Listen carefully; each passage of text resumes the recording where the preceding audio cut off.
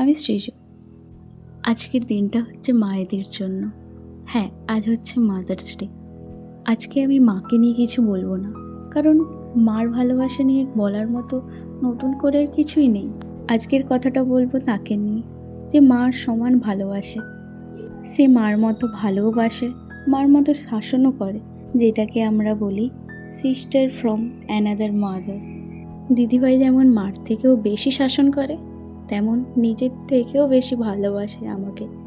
এই মানুষটা আমার থেকে দূরে থেকেও সকাল থেকে রাত পর্যন্ত আমার খোঁজ নেয়।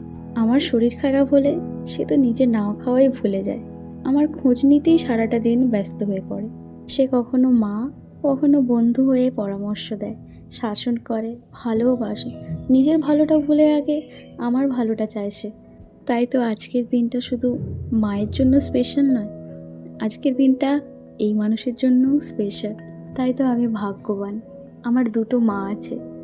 আজকের দিনটা আমার কাছে খুবই স্পেশাল। আজকের পুরো দিনটা আমি আমার দিদিভাইয়ের সাথে আছি। অনেকের মনে হবে এটা আদিক্ষেতা, কিন্তু ওদেরকে কিভাবে বোঝাই বল?